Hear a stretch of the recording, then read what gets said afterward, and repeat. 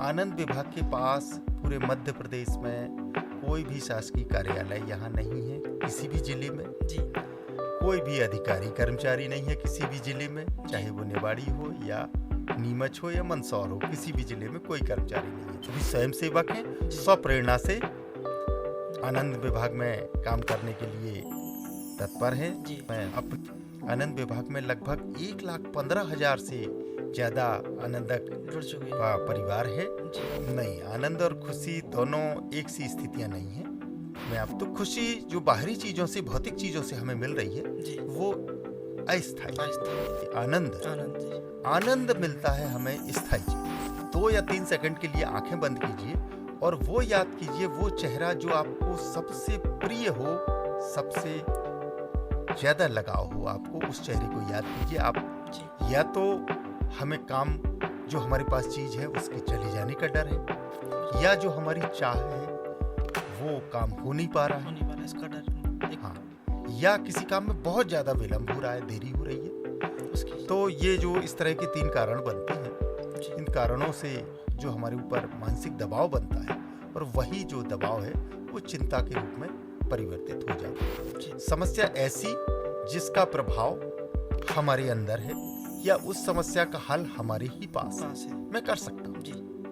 तो इसके समस्या के निराकरण के लिए हमें क्या करना चाहिए कि सबसे पहले उस समस्या के जो हल है उसके प्रयास हमें शुरू कर देना चाहिए। कि हमारे जो अभिभावक हैं, माता पिता हैं, वो बच्चों से कहते हैं कि तुम्हें पढ़ाई की चिंता करो, तुम करियर की चिंता करो, तुम्हें अपनी भविष्य की कोई चिंता नहीं है। चिंता करना सिखाते हैं हम। मैं अभिभावकों को सलाह देना चाहूंगा कि हम चिंता की जगह कि चिंता का पाठ ना पढ़ाएं बच्चों को, उनको एक योजनाबद्ध तरीके से काम करने की योजना बनाना सिखाएं। नमस्कार, मैं शंकर स्वागत करता हूं आज के एक और नए पॉडकास्ट में।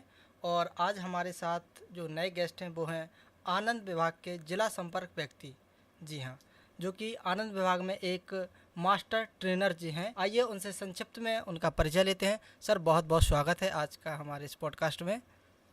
तो सर, थोड़ा सा सवाल तो बहुत सारे हैं आनंद विभाग के बारे में, लेकिन उससे पहले आपका छोटा सा एक परिचय हो जाए जो हमारे दर्शक देख रहे हैं।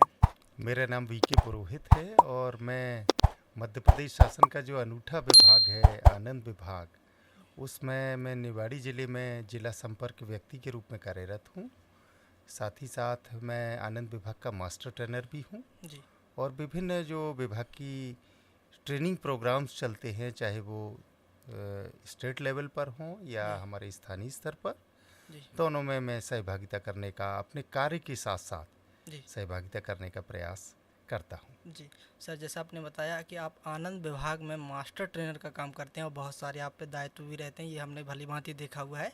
निवाड़ी क्षेत्र में आपके बहुत सराहनीय काम भी रहे हैं और वर्तमान में जहाँ तक मैं समझ पा रहा हूँ जो अभी परीक्षाएं चल रही हैं उसमें आप एक फ्लाइंग स्क्वाड का भी काम करते हैं, देखते हैं। तो अभी जो आपका काम चल रहा है वो किस प्रकार के चल रहा है, थोड़ा इसके बारे में भी संक्षिप्त में बता दें। मैं बेसिकली स्कूल शिक्षा विभाग में प्रिंसिपल के पद पर कार्यरत हूँ जी।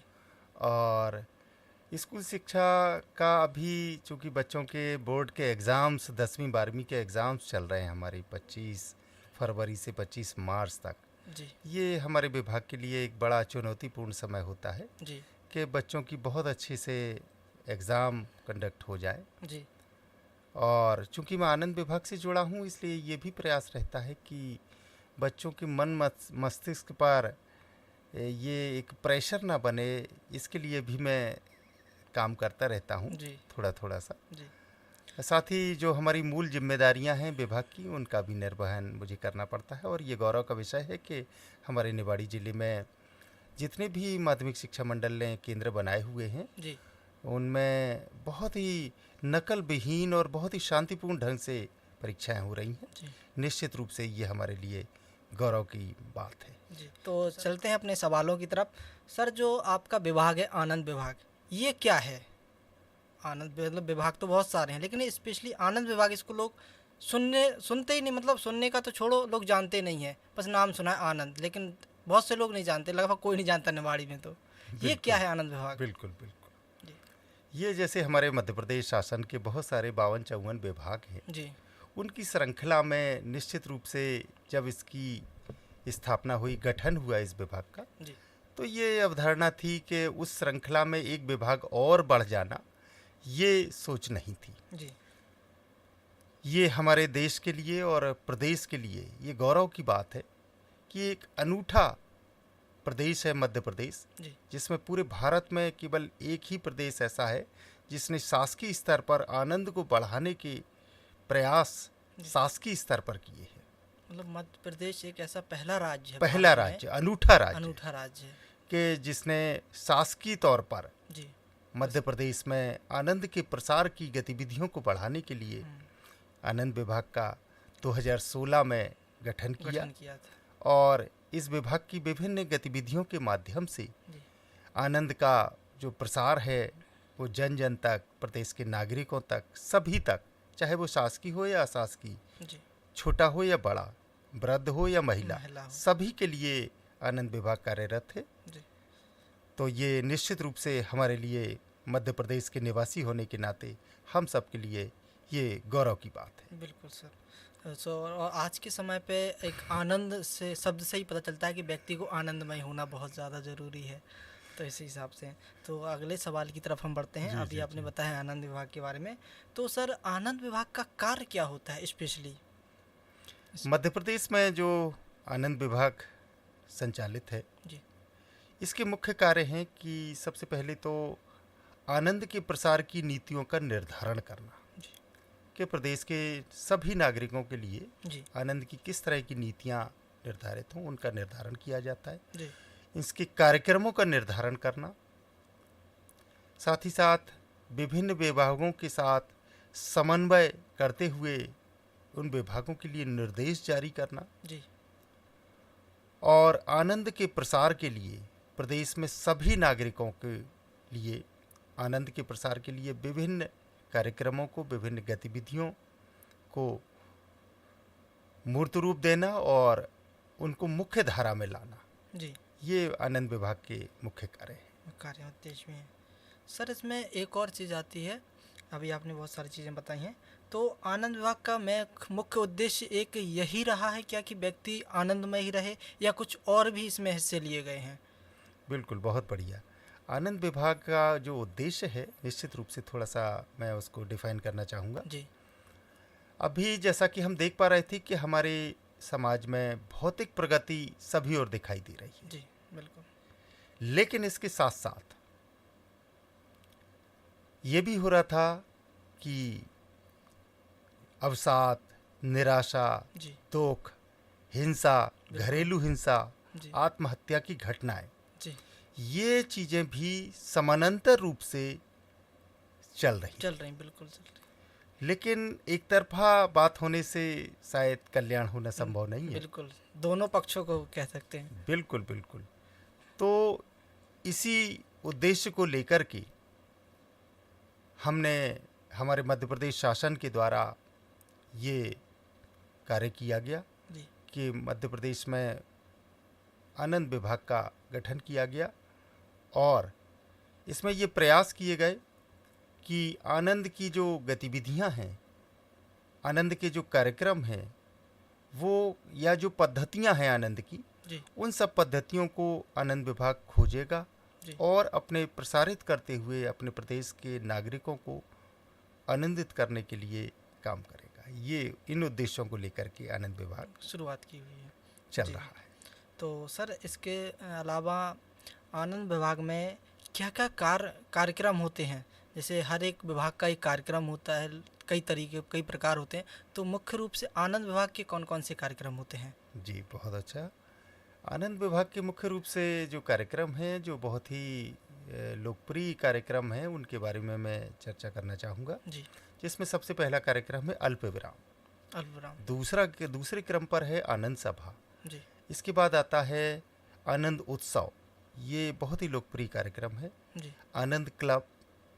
इस तरह से कुछ हमारे ये 4-5 कार्यक्रम हैं जो कि बहुत ज़्यादा लोकप्रिय हैं और ये आनंद के प्रसार के लिए जन जन तक पहुंचाने का कार्य आनंद विभाग कर रहा है। जी सर, अभी आपने एक शब्द लिया है अल्प विराम, ये इसको थोड़ा जानकारी थोड़ा डिटेल में जानना चाहेंगे, ये क्या है?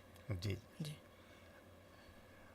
अपने किसी भी व्यक्ति की जो आपाधापी या कहें कि हम व्यस्ततम जीवन शैली में से जी कुछ थोड़ा सा समय निकाल कर जी यदि हम शांत हो जाते हैं, हम्म, या इसको यूँ कहें कि हम पॉज ले लेते हैं, अल्प विराम। अल्प, या उसमें हिंदी में अगर अपन हिंदी का कोई लिटरेचर या भाषा जब अपन पढ़ते हैं जी तो पढ़ते पढ़ते लाइन में कहीं बीच में आता है छोटा सा एक कॉमा लग जाता है, जिसको कि हम अल्प विराम अल्प कहते विराम हैं बोलते हैं, जी बिल्कुल साहित्य में। बिल्कुल।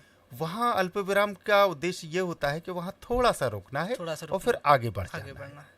बिल्कुल वही हमारी इस कार्यक्रम का जो नाम है अल्प और विराम। वही यही काम है जी कि हमें अपनी ये जो भागदौड़ भरी जिंदगी है, व्यस्ततम जीवन शैली है, इसमें थोड़ा सा रुकना, शांत होना, जी, स्वयं के लिए समय देना और फिर आगे बढ़ जाना, इसको अल्प विराम का। ये हमारा अल्प विराम कार्यक्रम है। अच्छा, और इस अल्प विराम कार्यक्रम के माध्यम से जब हम स्वयं से जुड़ते हैं, बिल्कुल चाहे वो 2 मिनट के लिए जुड़ें, चाहे 5 मिनट के लिए जुड़ें, या और आगे के समय के लिए, तो जब अपन स्वयं से जुड़ते हैं तो निश्चित रूप से हमारी अंतरात्मा में एक अदृश्य स्रोत है जो हमारा, उस स्रोत के माध्यम से हमें कहीं ना कहीं दिशा निर्देश मिलते हैं जी कि हम क्या करें, क्या ना करें, क्या हमारे लिए अच्छा है, क्या हमारे लिए बुरा है।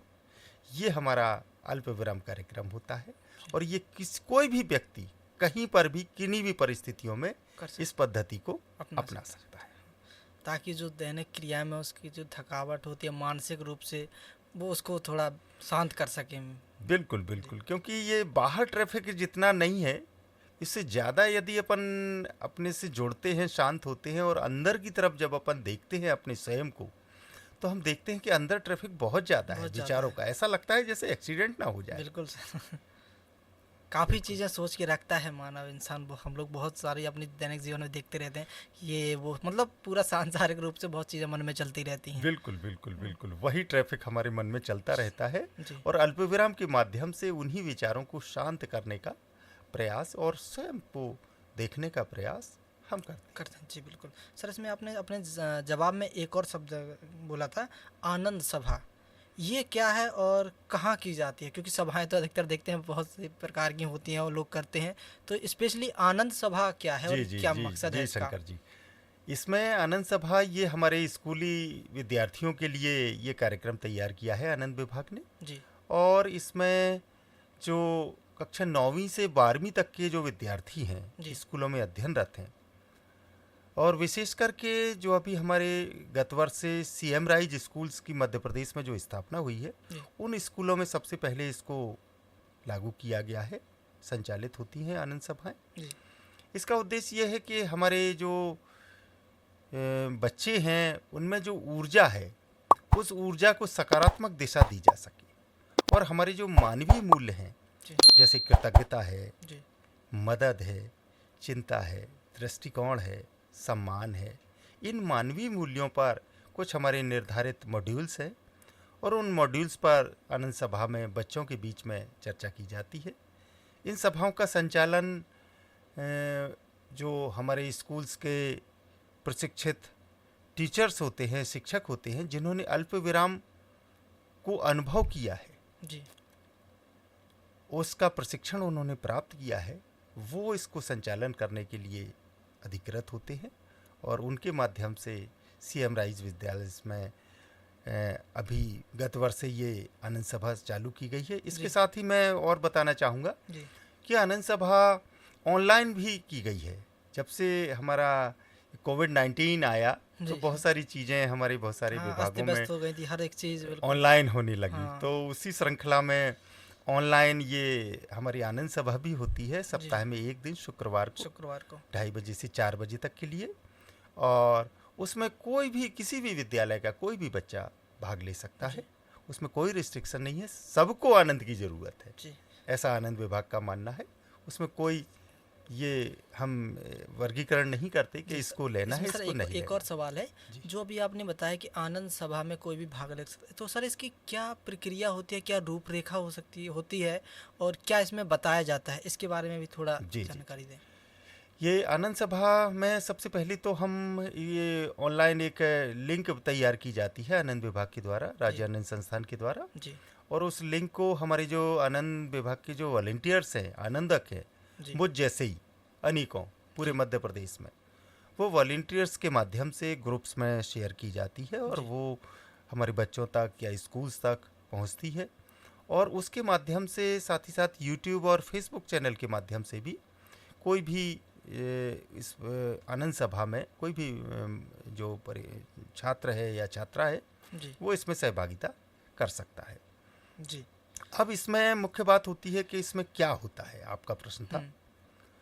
तो इसमें मैंने जैसा अभी पहले भी आपको बताया था कि हमारे जो नैतिक मूल्य हैं, जो मानवीय मूल्य हैं, वैल्यूज़ हैं जी, उनको हम डालने का प्रयास करते हैं कि हमारे छात्र जीवन में यदि बच्चों में वो वैल्यूज़, जैसे मैंने कहा कृतज्ञता, मदद सबको अच्छी लगती है। बिल्कुल सर। मदद करके आप आज ही देख लीजिए, आपको अभी हाल रिजल्ट मिल जाए। बिल्कुल सर।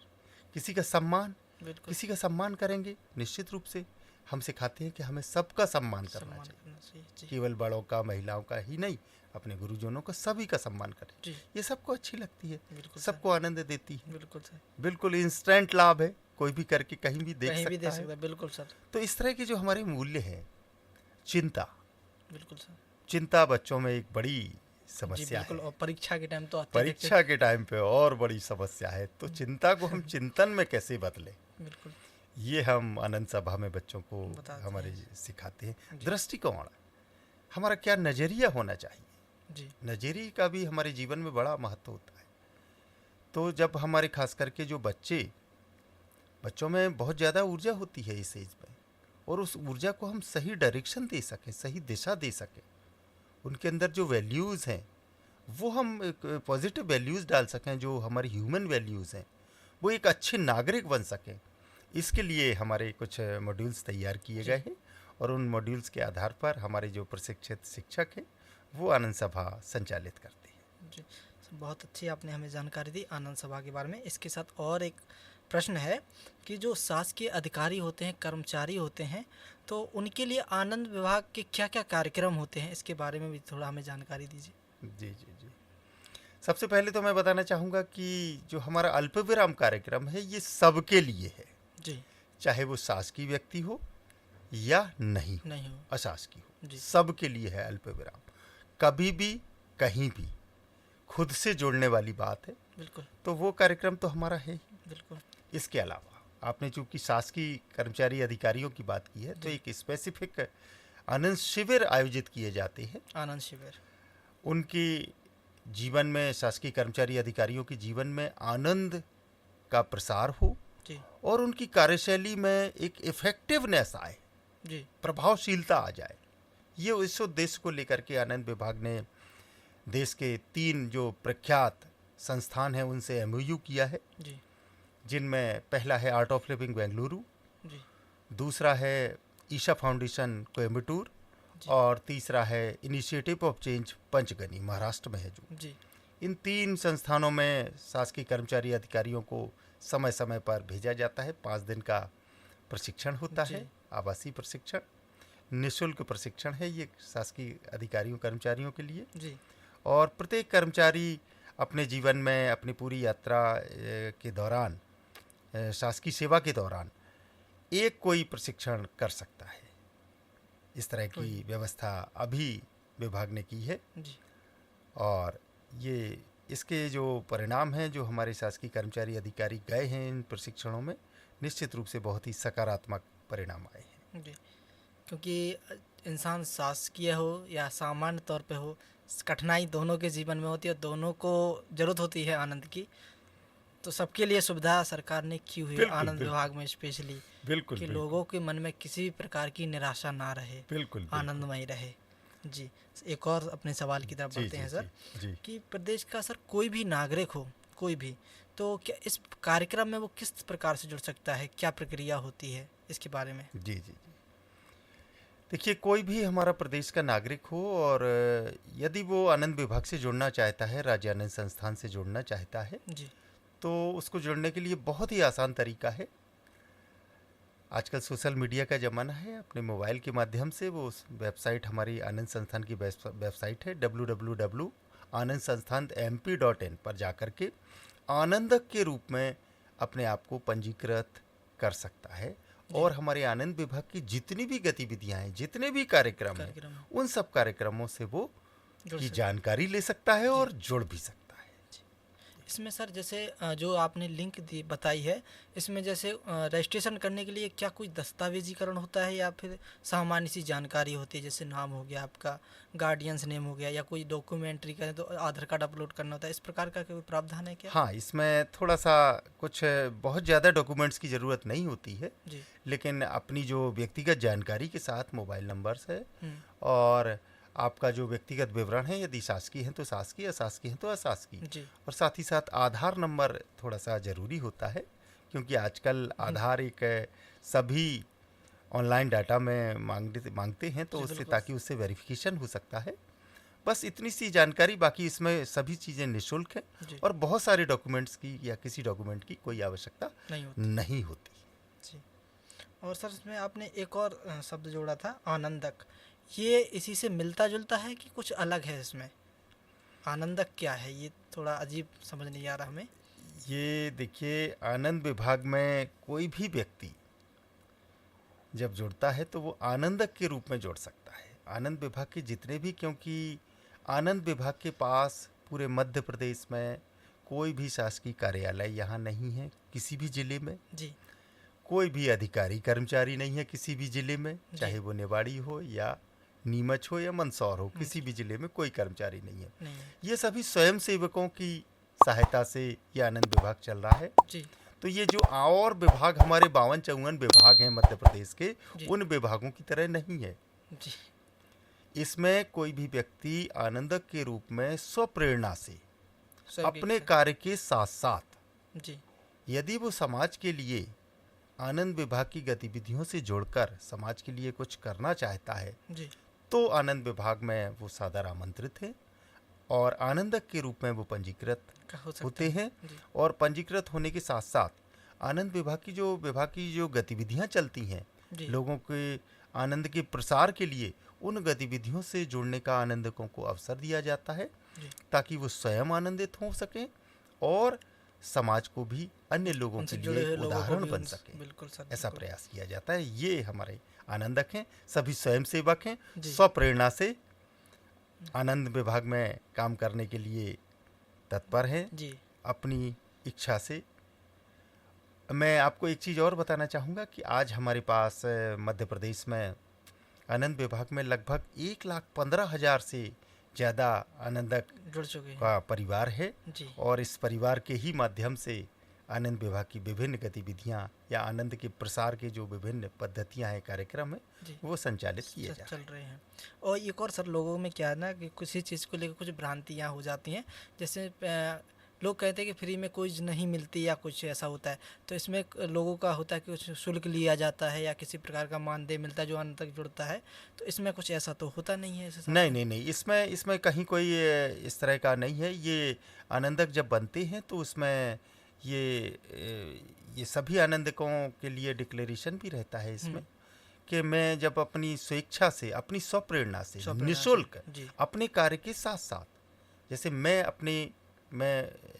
एक प्रिंसिपल की हैसियत से अपना काम कर ही रहा हूँ जी, शासकीय तौर पर, या कोई भी व्यक्ति बिजनेस कर रहा है, चाहे या जो भी काम कर रहा है, वो उसको काम तो करना ही है। बिल्कुल, देखिए, काम तो हमें करना ही है अपना।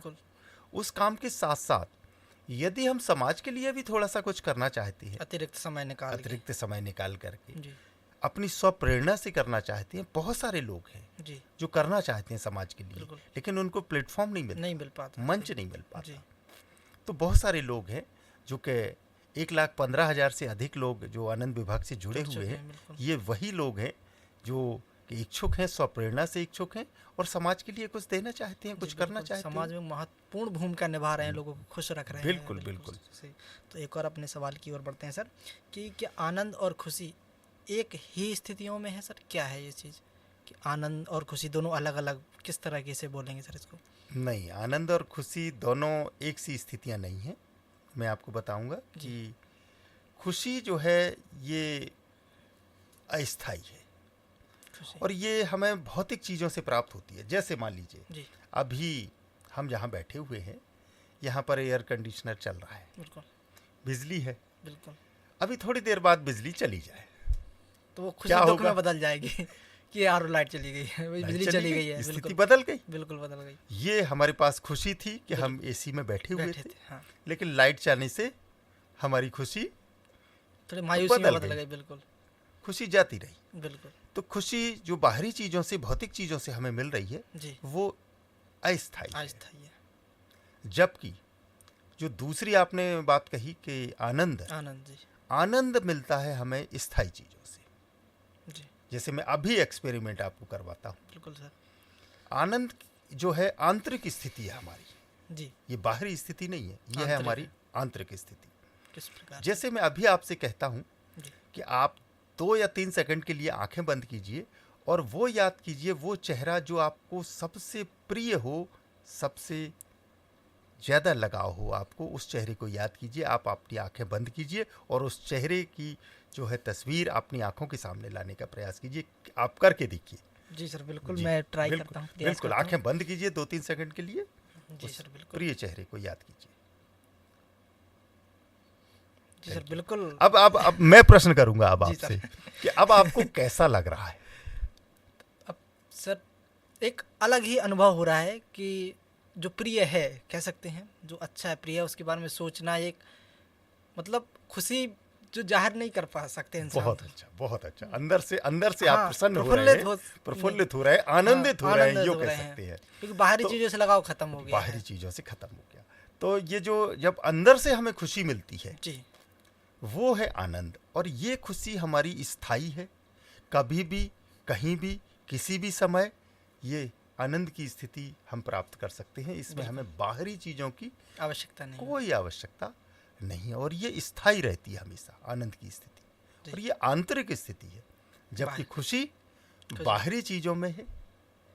अभी उसका प्रभाव है बाहरी चीज़ों का, भौतिक चीज़ों का। जी हम खुश हैं, खुश है। हम गाड़ी से चले जा रहे हैं, बहुत खुश हैं। बिल्कुल कार में ड्राइव कर रहे हैं, बहुत अच्छा है। जी जैसे ही गाड़ी खराब हुई, हमारी खुशी जी बिल्कुल जाती रही एक जाती सेकंड रही। में। तो खुशी और आनंद में एक मूल अंतर है। ये अंतर है। और इंसान को अधिकतर आनंद में ही रहना चाहिए तो ज़्यादा सही ये मूल स्वभाव है इंसान का, हर आदमी की चाहत है, चाहते हैं। वो आनंद में रहना चाहता है। बिल्कुल बिल्कुल सर। तो अगले सवाल की ओर सर अपन बढ़ते हैं कि रोज़ के जीवन में जो अपना रोज़मर्रा की जो जीवन होता है, तो हम इसमें किस तरह से खुश रह सकते हैं, किस तरह से आनंद में रह सकते हैं? क्योंकि आज की जो भागदौड़ भरी ज़िंदगी है, वो लोग बहुत चिंता में निकल रही है। तो जो छोटी छोटी चीज़ें होती हैं, तो किस प्रकार लोग रोज़मर्रा के अपने जीवन में खुश रह सकते हैं? अभी जैसे आनंद विभाग के कुछ कार्यक्रमों के बारे में मैंने आपको बताया था, उसमें एक कार्यक्रम है अल्प विराम। अल्प विराम जी।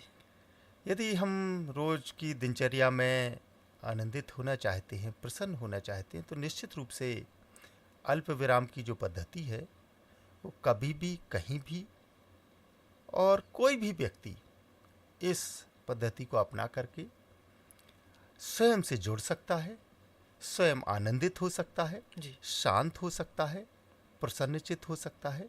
निश्चित रूप से ये बहुत ही अच्छा हमारा कार्यक्रम है आनंद विभाग का, जी बहुत ही अच्छी पद्धति है।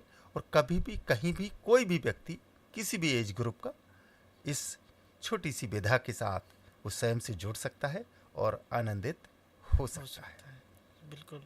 मतलब सच में कोई क्या एक समय निर्धारित होता है क्या कि सुबह शाम दोपहर? बेहतर होता है कि यदि हम सुबह के समय ये जो आध्यात्मिक चीज़ें हैं जितनी जी। भी, यदि सुबह के समय मॉर्निंग टाइम में यदि अपन करते हैं, तो इसके परिणाम और ज़्यादा सकारात्मक आते हैं। बिल्कुल लेकिन यदि कभी कोई दुविधा है, कोई परेशानी है, या समय का अभाव है, या भागदौड़ भरी जीवन शैली है हमारी, जी तो हम चाहें तो दोपहर में भी कर सकते हैं, चाहें तो हम शाम को भी कर सकते हैं, क्योंकि ये तो अल्प विराम है।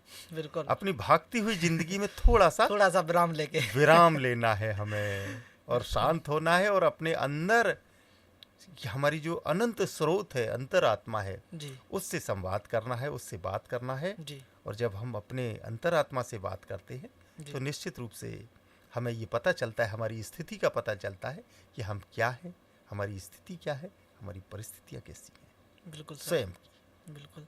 और सर एक चीज़ और जो एक जो अगला सवाल है हमारा, थोड़ा एक ऐसे विषय को लेके है कि लोग बहुत जल्दी उस चीज़ में चले जाते हैं।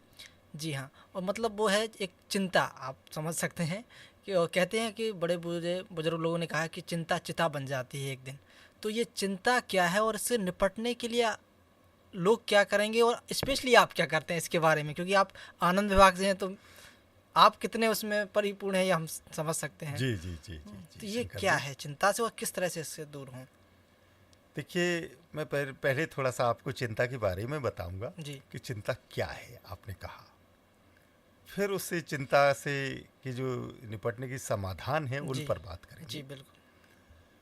तो किसी भी व्यक्ति के मन की जो चाहत है, जी यदि वह पूरी ना हो, बिल्कुल या कोई चीज उसके पास है, मेरे पास है, बिल्कुल। और उसके चले जाने का डर हो, या किसी काम में बहुत ज्यादा देरी होने लगे, ऐसी स्थिति में जो हमारे अंदर भाव जागृत होते हैं जी और वो मन मस्तिष्क पर हावी होने लगती है, वो ही जो भाव होते हैं, जो प्रेशर होता है हमारे मन मस्तिष्क पर, दिलो जी दिमाग पर, वही उसी को हम चिंता कहते हैं।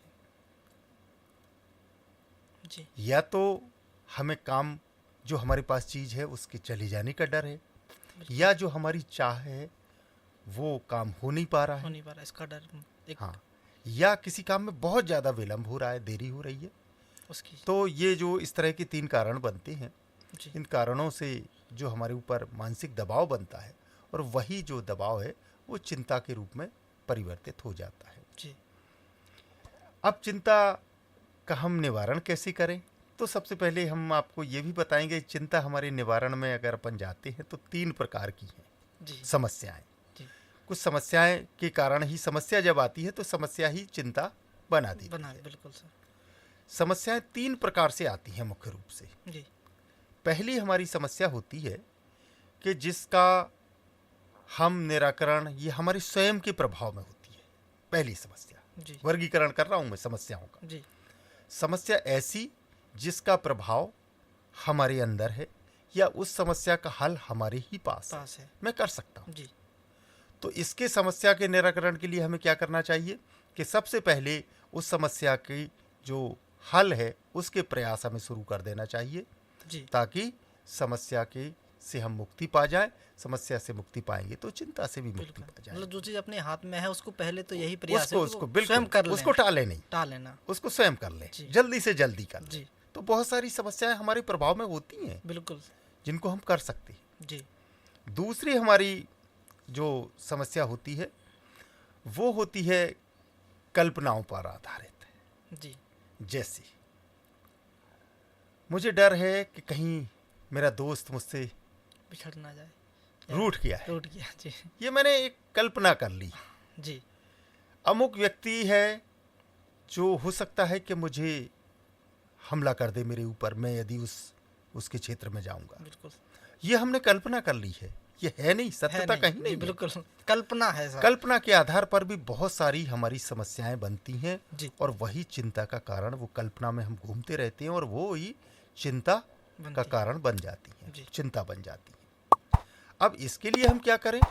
यदि हमें वास्तविक रूप में उस सत्य का या वास्तविकता का पता लग जाए, जी तो हमें मुख्य काम क्या करना है कि उस वास्तविकता को पता लगाना है। बिल्कुल। यदि हम वास्तविकता का पता लगा लें तो फिर जो हमारी कल्पना थी वो खत्म हो जाएगी। वो खत्म हो जाएगी, चिंता थी वो खत्म हो जाएगी, बिल्कुल। समस्या थी वो खत्म हो जाएगी। बिल्कुल।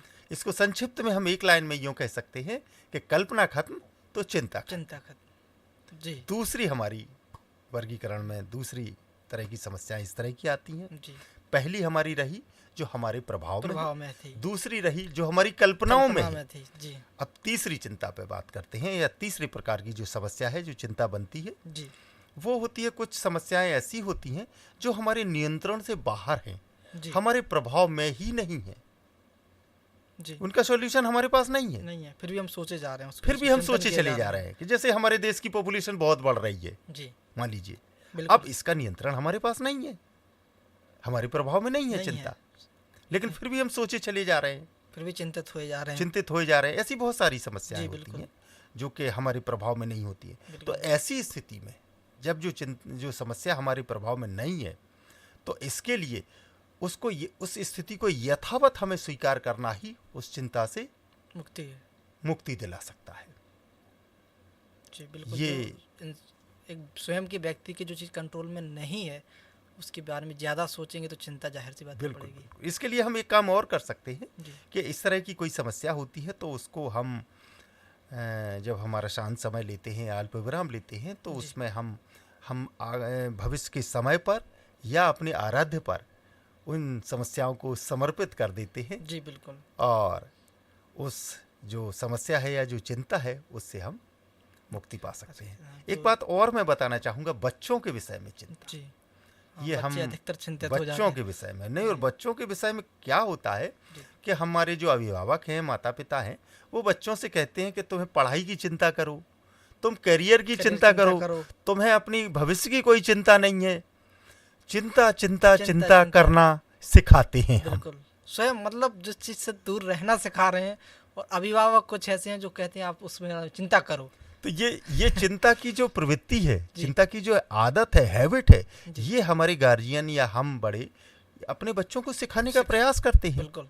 और इससे होता क्या है कि उनका जो सबकॉन्शियस माइंड है, अवचेतन मन है, उस पर नकारात्मक प्रभाव पड़ता चला जाता है। बिल्कुल सर। तो इसके लिए हम करें क्या? इसके लिए चिंता की जगह मैं अभिभावकों को सलाह देना चाहूँगा कि हम चिंता की जगह कि चिंता का पाठ ना पढ़ाएं बच्चों को, उनको एक योजनाबद्ध तरीके से काम करने की योजना बनाना सिखाएं। वो उसके लिए प्रेरित करें। प्लानिंग से एक योजना बना के उसके लिए हम प्रेरित करें बच्चों को कि वो योजना बना करके किसी भी काम को करें, तो शायद उनके जीवन में सफलता उनको मिल सकेगी और वो आनंदित भी रहेंगे और चिंता से दूर रहेंगे। अब सर और आगे बढ़ते हैं। जैसे अभी आपने एक शब्द कहा सफलता, उसी के बारे में सवाल है कि क्या सफलता, क्योंकि हर व्यक्ति सफल होना चाहता है, खुशी पाना चाहता है, तो सफलता और खुशी दोनों का क्या संबंध है? क्या ये अलग अलग हैं या सफलता से ही खुशी आती है? क्या है ये पूरी बात? ये सफलता और खुशी ये दो निश्चित रूप से शब्द अलग अलग हैं। अलग, क्योंकि अधिकतर यही सोचते हैं मैं इस चीज़ में सफल हो गया तो मुझे खुशी मिल जाएगी, फिर थोड़ी और चीज़ कामना आ जाती है, मतलब कुछ ना कुछ आगे के लिए निरंतर प्रयास के लिए वो खुश सोचता है। तो सबसे पहले मैं खुशी पे बात करूंगा, फिर सफलता पर, और फिर इन दोनों के देखते हैं अपन। तो सबसे पहले खुशी पर कि खुशी हमें मिलती है। खुशी हमें बहुत सारी चीज़ों से, बाहरी चीज़ों से भी मिल जाती है। जैसे मैंने अभी पहले आपने जिक्र किया था तो मैंने बताया था, ये लाइट का उदाहरण दिया था, कार का भी उदाहरण दिया था। बहुत सारी भौतिक चीज़ों से हमें खुशी मिल जाती है। ठीक है। और सफलता, अब सफलता की बात आती है तो सफलता भी हमारे जीवन का एक पड़ाव होता है, और सफलता कई बार हमें भौतिक चीज़ों से भी मिल जाती है। और आज के युग में तो मैं कहूँगा कि जैसे हमारे पास हमारे अभिभावकों की तुलना में, हमारे पूर्वज जो थे उनकी तुलना में हमारे पास देखिए मकान पक्का है, अच्छा मकान है, गाड़ी है, मोबाइल है, पैसा है, नौकरी है, व्यवसाय है, खेती है, बहुत अच्छे अच्छे रोड्स हैं हमारे पास, बहुत अच्छा भौतिक विकास हमारे शहर में, गांव में, गलियों में सब जगह हो रहा है, सुविधाएं सारी हैं। लेकिन क्या आप अपने अभिभावकों की तुलना में या अपने पूर्वजों की तुलना में ज़्यादा प्रसन्न हैं या वो प्रसन्न थे? ये जवाब आप दीजिए। अब जहाँ तक सर मैं समझ पा रहा हूँ इस चीज़ को, क्योंकि उस टाइम कल्पना ही कर सकते हैं उस टाइम की कि वो, आपने अपने अभिभावकों से क्या सुना है? अब अभिभावक की अगर बात करें तो वो तो यही कहेंगे कि हमारे जीवन में ये चीज़ था और उतने में वो खुश थे, क्योंकि आज के जीवन में, दैनिक जीवन में चीज़ें बहुत ज़्यादा बढ़ गई हैं और हर चीज़ की चाह भी बढ़ गई है कि ये चीज़ चाहिए, ये चीज़ चाहिए, लेकिन उस टाइम चीज़ें पर्याप्त थी और उन तक वो सीमित उसमें वो प्रसन्न थे कि मैं जब बचपन में था तो होली का एक अलग आनंद था, आज वो आनंद नहीं रह गया। इससे आप सहमत हैं? बिल्कुल है सर। आप कहते हैं कि दिवाली आई, मेरे बचपन में जो दिवाली हम गांव में दिवाली मनाते थे वो दिवाली में जो आनंद था वो आज आनंद नहीं है। नहीं है, बिल्कुल इससे नहीं। आप सहमत हैं? बिल्कुल सर, सहमत तो है। यही चीज है हमारी कि बहुत सारी भौतिक चीज़ों से निश्चित रूप से जो है हमें सफलताएं भी हमने मापदंड बना लिए कि यह हमारी सफलता हो गई जी या हमें खुशी मिल गई।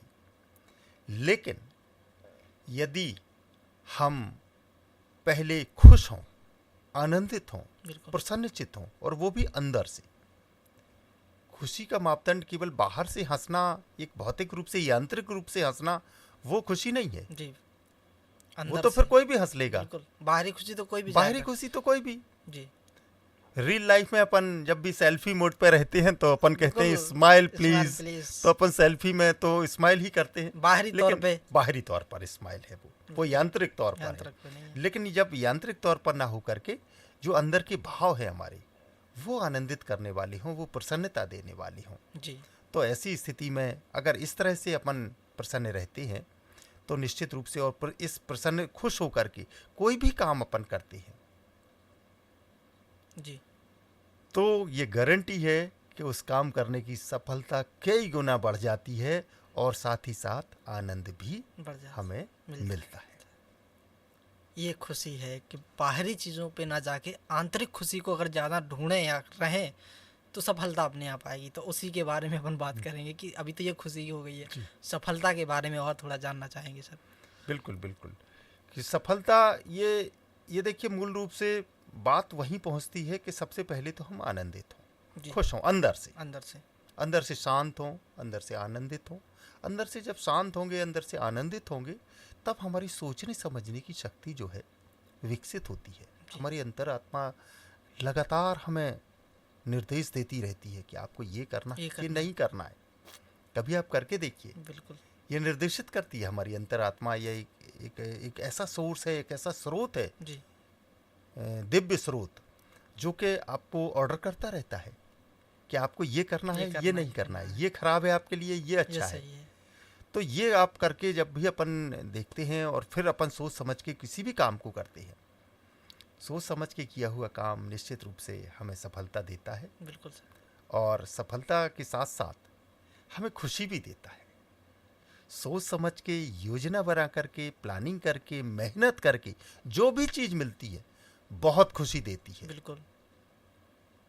तो ये जब सफलता हमें मिलती है, जैसे कि आजकल एग्ज़ाम चल रहे हैं, मैं चूँकि टीचर भी हूँ बच्चे, मैं देखता हूँ कि बच्चे एग्ज़ाम दे रहे हैं, बहुत मेहनत कर रहे हैं, कड़ा परिश्रम कर रहे हैं। और जब कड़ा परिश्रम करने के बाद, आज से 1 महीने 2 महीने बाद उनका रिजल्ट डिक्लेयर होगा और किसी के 90% मार्क्स आएंगे, तो फिर उसकी खुशी, जो आंतरिक खुशी है, वो देखते ही बनती है, चाहे उसके परिजन हो, चाहे वो हो।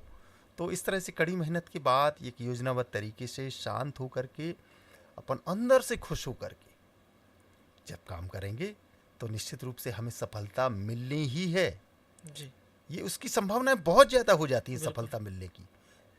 लेकिन हम जब अशांत होते हैं तो फिर उतनी ही उसके विपरीत चलते हैं। बिल्कुल। फिर जब अशांत मन से कोई भी काम सफल भी, वही बात आ गई है। बिल्कुल बिल्कुल नहीं हो पाता है। हाँ जी। तो इसमें सफलता भी मिलती है और हम आनंदित भी होते हैं, प्रसन्न भी होते हैं, खुश भी होते हैं, और वो अंदर से खुशी। जी सर, एक और सवाल खुशी और सफलता से जुड़ा हुआ ही है कि इन दोनों को संतुलित बनाए रखने के लिए क्या होता है? कोई ऐसा एक कह सकते हैं कि टेक्निक्स होती है, या किस प्रकार से एक व्यक्ति को मेंटेन करना पड़ता है सफलता खुशी दोनों को बीच में? बिल्कुल, बहुत अच्छा। ये शंकर जी, ये मैं बताना चाहूँगा कि बिल्कुल एक लाइन में, बिल्कुल संक्षिप्त में, एक फॉर्मूले के फॉर्म में देना चाहूँगा आपको। ये बात बताऊँगा कि यदि हम खुश होकर के कोई भी काम करें जी, तो सफलता की संभावनाएं बहुत ज़्यादा बढ़ जाती हैं। खुश होते हैं तो शांत होते हैं, शांत होते हैं तो हम सोचते हैं तो प्लानिंग करते हैं, प्लानिंग करते हैं तो योजना बनती है उसकी। जी, प्लानिंग योजना एक ही चीज़ है जी। योजना बनती है तो चरणबद्ध तरीके से हम उसमें कठिन परिश्रम करते हैं, मेहनत करते हैं, ईमानदारी छुपी होती है उसमें, निष्ठा छुपी होती है, और इन्हीं सब का एक कॉम्बिनेशन जो निकल के आता है वो बनता है सफलता। बिल्कुल जी। सर, अभी आपने बताया कि सफलता का संबंध खुशी संबंध सफलता, लेकिन एक चीज़ और है जो हम आज के दौर में देख रहे हैं कि पैसा। हमें हमारे गार्डियन बताते हैं, लोग आसपास के बताते हैं कि पैसा ही सब कुछ होता है और पैसे से ही खुशी मिलती है, ये लोगों का कहना है। तो कितनी सच्चाई है इसमें कि क्या पैसा खुशी दे सकता है या पैसा ही खुशी है? इसके बारे में भी हम जानेंगे। बिल्कुल। पैसा हमारी दैनिक जीवन की आवश्यकता निश्चित रूप से है, जी लेकिन ये ही सत्य है कि पैसा खुशी देता है, ये मैं शायद इससे सहमत नहीं हूँ। जी सभी खुशियाँ पैसे से मिलना शायद संभव नहीं है। बहुत सारी चीज़ें, जैसे कि मैं आपको बताना चाहूँगा जी कि किसी भी बच्चे को आप बहुत अच्छी बुक्स ला के दे दीजिए, जी बहुत अच्छे कॉलेज में एडमिशन करा दीजिए जिसमें लाखों रुपए फीस है, जी क्या उसको नॉलेज मिल सकती है पैसा देकर? नहीं मिल सकती। बहुत सारी दवाइयाँ आप ला करके दे दीजिए, बहुत सारे हॉस्पिटल में हॉस्पिटलाइज करा दीजिए आप किसी भी व्यक्ति को, जी तो क्या उसको वो हेल्दी हो सकता है, स्वास्थ्य मिल सकता है उसका? सही। दवाइयाँ हमें केवल, या पैसे से हम केवल बिस्तर तो खरीद सकते हैं, लेकिन शायद नींद नींद ना खरीद पाए। नहीं खरीद पाए। इसी तरह से हम पैसे से बच्चों को बुक्स ला के दे सकते हैं, उनके लिए कॉलेज में एडमिशन करा सकते हैं, सुविधाएं दे सकते हैं, उनको गाड़ी ला के दे सकते हैं, लेकिन शायद नॉलेज नहीं दे सकते। तो ये हम कहते भी हैं कि पैसे से सुविधा सारी, लेकिन सुकून, आंतरिक सुकून वो नहीं मिल सकता। बिल्कुल बिल्कुल। तो इसलिए पूरी तरह से ये बात सत्य नहीं है कि पैसे से ही सब कुछ खुशियाँ मिलती हैं। पैसा हमारी आवश्यकता है निश्चित रूप से। तो सर, अगले सवाल की तरफ हम बढ़ते हैं कि ऐसी कौन कौन सी चीज़ें हैं जिन चीज़ों पे हम छोटी छोटी खुशियाँ पा सकते हैं, किन चीज़ों पे हमारी खुशियाँ अधिकतर निर्भर होती हैं, इसके बारे में भी हम थोड़ा जानना चाहेंगे। बहुत अच्छा। ये शंकर जी, मैं बताऊंगा आपको कि हमारे दैनिक जीवन में भी बहुत सारे ऐसे काम होते हैं जिनमें हमें बहुत ज़्यादा समय की, बहुत ज़्यादा संसाधनों की या बहुत ज़्यादा धनराशि की आवश्यकता नहीं है खुशी पाने के लिए। जी यदि हम इस भ्रम को पालें कि हमें ऐसा ऐसा करना होगा तभी खुशी मिलेगी, ऐसा बिल्कुल भी नहीं है। जी हम दैनिक जीवन में, जैसे कि मान लीजिए हमारी जो नैतिक मूल्य हैं, वैल्यूज़ हैं हमारी, उनमें छोटी छोटी सी, जैसे कि मान लीजिए मैंने पहले बताता हूँ आपको, मदद। और मदद भी कैसी? हम अपने घर में हैं, जी अपने माता पिता के साथ, अपने गार्जियन के साथ छोटी छोटी सी जो काम है उनमें मदद करें। हमारे घर में कोई बुजुर्ग हैं, कोई बीमार है, उनकी मदद कर दें अपन। मम्मी की खाना परोसने में मदद कर दें आप। जी तो ये छोटी छोटी सी मदद है, ये भी आपको खुशी खुशी देंगी। दे सकते हैं। दूसरों का सम्मान करना, हमारे जो बड़े हैं सभी का सम्मान करें हम, हमारी जी जो परिजन है, प्रियजन है, सबका हम सम्मान करें, इससे भी आपको खुशी मिलती है। जी दूसरों में अच्छाई ढूंढें। हमारी सामान्य रूप से जो हमारी आदत है, बुराई ढूंढने की आदत है। जी हम सामान्य रूप से लोगों में बुराइयां बुराई ढूंढते ढूंढते हैं, हैं। जी, पहला काम यही होता है। जबकि प्रकृति ने जितनी भी रचनाएं की हैं इस संसार में, जी उनमें सब में एक ना एक गुण डाला है। बिल्कुल, जरूरत है उस गुण को देखने देखने की। की। जैसा हमारा दृष्टिकोण होगा वो चीज हम देख लेंगे। बिल्कुल सर, हम उसमें अच्छाई भी ढूंढ सकते हैं। बिल्कुल यदि अच्छाई ढूंढेंगे, हम अंदर से प्रसन्न होंगे। प्रसन्न हो जाए। यदि हम सम्मान करेंगे, निश्चित रूप से सामने वाला हमें आशीर्वाद देगा, बिल्कुल हमें प्रसन्नता मिलेगी। बिल्कुल यदि हम किसी की मदद करेंगे, ये बिल्कुल ऐसे आसान तरीके हैं, ये आज ही करके देख सकते हैं। कृतज्ञता, बिल्कुल ग्रेटफुलनेस होना, किसी के प्रति कृतज्ञ होके उसके भाव, जो आंतरिक भाव है, ये यदि प्रकट करते हैं हम, निश्चित रूप से सामने वाला आनंदित तो होगा ही, लेकिन सबसे पहले आनंदित हम स्वयं होने लगते हैं। तो ये बहुत सारी ऐसी छोटी छोटी जो हमारी नैतिक मूल्य है, वैल्यूज़ हैं, इनका यदि हम अपने दैनिक जीवन में उपयोग करते हैं, अपने घर में, अपने परिवार में, अपने ऑफिस में, या समाज में, या अपने जो वर्किंग एरिया है, या कहीं पर भी, चाहे यात्रा के दौरान या कहीं पर भी हम कर सकते हैं इन सब चीज़ों का, और कहीं पर भी हम आनंदित हो सकते हैं। इसके लिए बहुत सारी प्लानिंग की और बहुत सारी चीज़ों की ज़रूरत शायद नहीं। सर, आपने एक शब्द कहा है कृतज्ञता, इसको आप शुरू से कहते आ रहे हैं। एक्चुअली ये कृतज्ञता किस तरह से खुशी बढ़ाने में हमारी मदद करता है, किस प्रकार से, इसके बारे में थोड़ी हमें जानकारी चाहते हैं। जी जी, क्योंकि बहुत बार आपने कृतज्ञता शब्द बोला है। जी जी जी जी जी। किसी भी दूसरे व्यक्ति के द्वारा जब सहयोग किया जाता है या कोई मदद की जाती है, तो ये जो उसने मदद कर दी, उसने सहयोग कर दिया, जी। जिसकी मदद की है, जिसका सहयोग किया है, उसके अंदर जो भाव प्रकट होते हैं आभार की, अच्छा। आपने मेरी मदद की, जी। मेरे अंदर जो भाव प्रकट हुए आभार के, आनंद के, वही भाव कृतज्ञता है। जी। चाहे किसी व्यक्ति ने प्रत्यक्ष रूप में या अप्रत्यक्ष रूप में किसी की भी मदद की हो या सहयोग किया हो, और सहयोग और मदद केवल मैं यहां बताना चाहूंगा कि केवल धनराशि से मतलब नहीं है, केवल पैसों से मदद नहीं है। चाहे वो विचारों की हो, चाहे समय की हो, चाहे हमारी शारीरिक रूप से हो, किसी भी तरह से उसने आपका मार्गदर्शन किया, आपका सहयोग किया, आपकी सहायता की, वो सभी इसी श्रेणी में आते हैं कि जिसने भी आपकी सहायता की है, मदद की है, उसके प्रति आपको आभारी होने का जो भाव है वो आपके अंदर आना चाहिए। इससे होता क्या है, मदद करने वाला और मदद लेने वाला जी। दोनों के बीच में जो संबंध होते हैं वो मजबूत बनते हैं, विश्वास बनता है। बिल्कुल। और यदि मजबूत संबंध बनते हैं, विश्वास बनता है, तो वहीं पर आनंदमयी वातावरण निर्मित होने लगता है। बिल्कुल। साथ ही साथ जो मदद करने वाला व्यक्ति है, सहयोग करने वाला जो व्यक्ति है, चाहे वो प्रत्यक्ष किया हो उसने अप्रत्यक्ष की हो, वो उसके मन में ये धारणा आती है कि अब हम इसको और आगे बढ़ाएंगे। बिल्कुल। तो इसलिए ये आनंद की ये एक और अवधारणा, जो हम कृतज्ञता का जो भाव है वो प्रकट करना बहुत आवश्यक है। किसी ने आपकी छोटी सी भी मदद की है तो हम जरूर से, इसमें कुछ लगता नहीं है, कुछ भी पैसा नहीं लगता, बहुत सारा समय भी नहीं लगता। आपने हमारी छोटी सी मदद कर दी, हमने आपको थैंक यू कह दिया। जी। हम थैंकफुल हैं सर आपके, आपने हमारे यहाँ पधारे, आपने हमारी ये मदद की, आपने हमारा वो काम किया, आपने हमसे बात की, आप हमारे यहाँ आए, आपने हमारे यहाँ एक गिलास पानी पिया, हमें बहुत अच्छा लगा। छोटी छोटी सी बातों में हम कृतज्ञ हो सकते हैं, सामने वाले को आनंदित कर सकते हैं और स्वयं भी आनंदित हो सकते हैं। बिल्कुल। तो अगले सवाल की तरफ सर अपन बढ़ते हैं। आपने कृतज्ञता के बारे में अच्छी जानकारी हमें दी कि खुशी के लिए सर का कोई संसाधन होता है, या जैसे कुछ बुक्स पढ़ते हैं, जैसे मन नहीं लग रहा है किसी व्यक्ति का, हम अपने देखते हैं कुछ चीज़ों में कि जो अशांत मन से देखते हैं, तो कुछ ना कुछ ऐसे मतलब क्या बोलते हैं इसको, दोबारा से बोल दे रहे हैं सर। खुशी के लिए स्पेशली जैसे कुछ संसाधन होते हैं, क्या कोई संसाधन एक जीवन में संसाधनों पर निर्भर रह सकते हैं, या फिर कोई ऐसी प्रक्रिया होती है जिससे हम अपना खुश रह सकते हैं, या किताबों के माध्यम से, या किसी अन्य मनोरंजन के साधन भी है बहुत सारे, तो क्या आप इसके बारे में बताएं? बहुत अच्छा आपने खुशी के बारे में बात की शंकर जी।